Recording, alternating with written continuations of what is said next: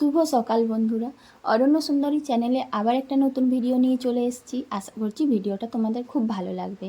তো ভিডিও শুরু করার আগেই বড়দের জানাই প্রণাম, ছোটদের জন্য রইল অনেক ভালোবাসা। আর যে যেখান থেকে ভিডিওটা দেখছো নিশ্চয়ই তোমরা ভালো আছো, আগামী দিনেও ভালো থেকো, সুস্থ থেকো। তো দেখো বন্ধুরা, সকালে সমস্ত বাসি কাজকর্ম করে নিয়েছিলাম। আর এখন আমি তোমাদের সাথে শেয়ার করতে চাই যে আমি যে আজ রান্না করব সেই রান্নাটা। তো আজ আমি রান্না করছি মাছের রেসিপি। তো মাছের রেসিপির বলতে তোমরা দেখতেই থাকো। এখন তো আমি মাছটা বাছছি, তো বাবা অনেকটাই মাছ নিয়ে এসেছেন, আর সেই জন্যই আমি মাছেরই শুধু রেসিপি বানাবো। আর মাছের আমি কী তরকারি করব সেটা তোমাদের সাথে শেয়ার করছি। তো মাছটা ভালো করে বেছে নিয়েছি, আর এই যে আঁশগুলো ওগুলোও ফেলে দিলাম। আর এখন আমি গ্যাসে রান্না করে নিচ্ছি, মাছটা ভাজতে দিয়েছি আর অন্য পাশে দিয়েছি ভাত বসিয়েছি।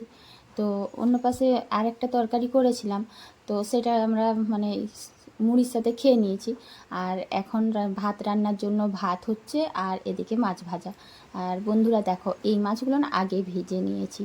এগুলো কি বলো তো, এগুলো পিস মাছ না, এগুলো সেই পেটি বা মাথার সাইডেরগুলো বা যেগুলো তেল থাকে সেইগুলো। আর ওগুলো দিয়েও না একটা খুব সুন্দর তরকারি করা যায়। তো সেটাই আমি তোমাদের সাথে শেয়ার করব, আর দেখতে থাকো। এখানে আমি ঝিঙে, আলু, পেঁয়াজ কেটে নিয়েছিলাম। আর এটার সাথেই আমি ওই যে ছোট ছোট যে মাছের মাথা, চর্বি বা পেটি রাখা আছে ওইগুলো মিশিয়ে দেব। আর সত্যি বলতে বন্ধুরা, এটা না অনেকেই হয়তো জানো, এই রেসিপিটাকে বলা হয় মাছের চচ্চড়ি। তো অনেকে আলু দিয়েও করতে পারো, অনেকে এমনি সর্ষে পেঁয়াজ দিয়েও করতে পারো। আর এটা আমি করব শুধু ওই ঝিঙে, আলু, পেঁয়াজ, আর সঙ্গে দেব সর্ষে। তো ওদিকে দেখো, আমার দিদি শ্বশুরমশাই একটু বাড়িতে ঘুরতে এসেছে, তো ও পেরোচ্ছে। তারপর পেরিয়ে যাওয়ার পর আবার একবার ভিডিওটা শুরু করলাম। এখন আমি এই তরকারিটার উপরে হলুদ দিয়ে দিয়েছি। আর যেহেতু ঝিঙে আছে, একটু ভালো করে ভেজে নিতে হবে, তাই ফুল আঁচে ভালো করে ভেজে নিচ্ছি। আর ঝিঙেটা যদি কাঁচা কাঁচা রয়ে যায় না, গন্ধ উঠবে। খুব ভালো করে ভেজে নেওয়ার পরে সর্ষেটা দিয়ে দিচ্ছি। আর এই মাছের চচ্চড়িটা না, মানে এটা এত সুন্দর লাগে, যদি কাঁচা সর্ষে দিয়ে চচ্চড়িটা বানাও দেখবে খুব ভালো লাগবে। অনেকের হয়তো মানে এই ইয়েটা সর্ষে দিয়ে খেলে অ্যাসিড হয়, তো তাদের ক্ষেত্রে আলাদা বিষয়, তারা অন্যভাবেও খেতে পারবে, পোস্ত দিয়েও করতে পারবে বা জিরে আদা দিয়েও করতে পারবে। তবে যাদের সর্ষেতে অ্যাসিড হয় না বা সর্ষে চলে, তারা কিন্তু অবশ্যই এইভাবে করবে। আর সর্ষে দিয়ে দিলাম আমি, এরপর দিয়ে দিচ্ছি 3টে কাঁচা লঙ্কা। আর কাঁচা লঙ্কা না দিলে কি করে স্বাদ আসবে বলো। তাও কাঁচা লঙ্কাগুলোকে একটু চটকে নিয়েছি, খুব বেশি চটকে নেওয়া যাবে না, কারণ ছেলে তো খাবে, আর ছোটো বাচ্চার ক্ষেত্রে খুব ঝাল হয়ে গেলে খেতে পারবে না। আর এদিকে দেখো, ভাতটাও অনেকটা হয়ে এসেছে, আর ভাতের ফ্যান পড়ে যাচ্ছে, সেই জন্য অল্প জল দিলাম।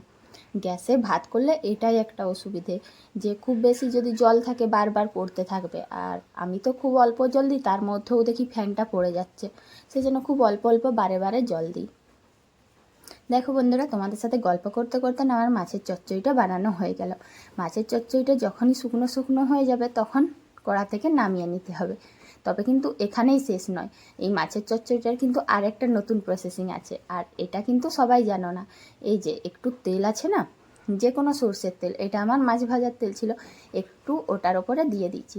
এইভাবে যদি সর্ষে চচ্চড়ির ওপরে দিয়ে দাও, এটার টেস্টটা আরও বেশি হয়।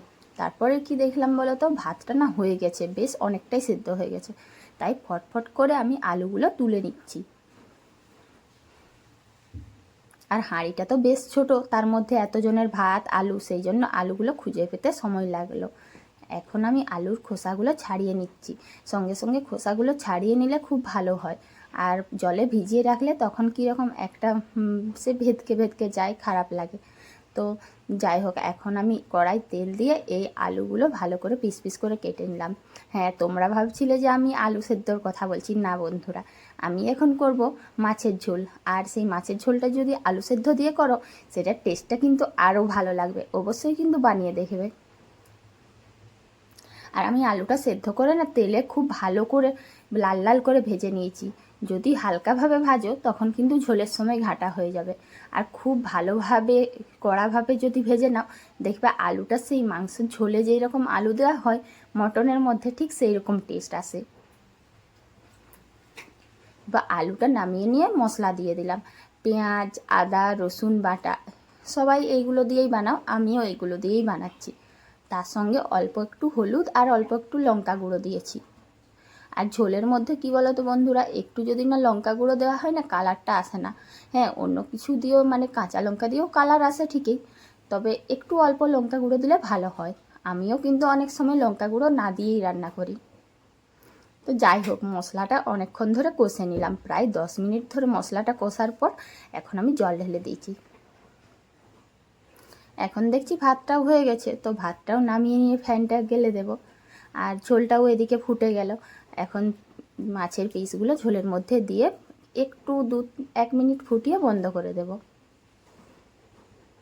ঝোলটার মধ্যে মাছগুলো ভালো করে ডুবিয়ে নিতে হবে, আর না হলে যদি ওপর দিকে অনেকটা উঠে থাকে তাহলে একটা সাইড ভিজবে আর একটা সাইড শুকনো রয়ে যাবে, এটা কিন্তু অবশ্যই খেয়াল করবে।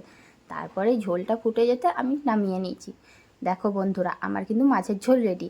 আমি প্রথমে বানালাম মাছের চচ্চড়ি আর মাছের ঝোল, আর এই যে হনুমানটা পালিয়ে গেল, এটা আমাদের ঘরে ঢুকে যাচ্ছিল। এখন আবার দেখি কার গরু আমাদের গেটের মধ্যে ঢুকে গিয়েছে।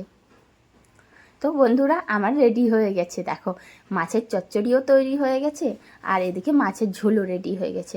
আর আজকে আমাদের বাড়িতে শুধু এই মাছের রেসিপিই হয়েছে, আর সেটাই তোমাদের সাথে শেয়ার করলাম। তো আমার ব্লগটা তোমাদের যদি ভালো লাগে নিশ্চয়ই কিন্তু আমার পাশে থেকেও সাপোর্ট করো, আর আমাকে একটা সাবস্ক্রাইব করে কমেন্ট করে জানাবে যে আমাদের ভিডিও তোমাদের কেমন লাগে। রান্নাটা কমপ্লিট করে এসে আমি বাইরের জামা কাপড় যেগুলো কেচেছিলাম সেইগুলো একটু উল্টিয়ে নিচ্ছি। তো উল্টাতে এসে দেখলাম যে রোদটা তো খুব ভালো ছিল, সেই জন্য অনেক জামা কাপড় আমার শুকনো হয়ে গেছে। যেগুলো শুকনো হয়েছে সেগুলো তুলে নিচ্ছি। আর এতটাই রোদ লাগছে, জামা কাপড় শুকনো তো দূরের কথা, আমার মাথাতেও রোদ লাগছে। সেই জন্য দেখো বন্ধুরা, আমি কীরকম একটা গেঞ্জি মাথায় নিয়ে নিচ্ছি, কারণ এত রোদে না তাকাতে খুব অসুবিধে হচ্ছিল। আর সব জিনিস শুকনো হলেও ছেলের এই সাদা গেঞ্জিটা কিন্তু শুকনো হয়নি, তাই ওটা একটু রেখে দিয়ে এলাম যে 10-15 মিনিট পরে তুলে নিয়ে যাব।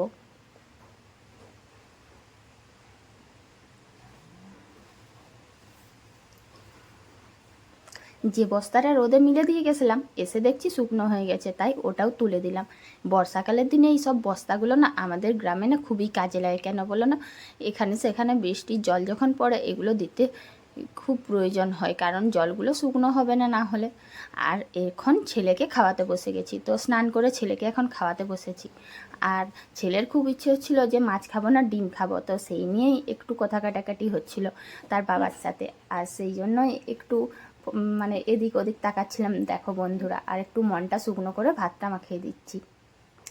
দেখো, ছেলের কিন্তু মাথা ধরে যাচ্ছে, ওই যে মাছ দিয়ে ভাত খেতে হচ্ছে না, সেই জন্য। তো মাছ হলে এটাই একটা অসুবিধে, ছাড়িয়ে ছাড়িয়ে খাইয়ে দিতে হবে। এমনিতেও মাছ ছাড়াতে শেখেনি, তার উপরে মাছটা আবার পছন্দও নয়। তো যাই হোক, এতক্ষণ ওর মনটা খুব হাসি হয়েছে, কারণ কিছু গল্প বললাম, সেই জন্য মনটা ভালোভাবে হয়ে একটু খাচ্ছে ভাতটা। আর আমিও তার সাথে একটু গল্প করে নিচ্ছি।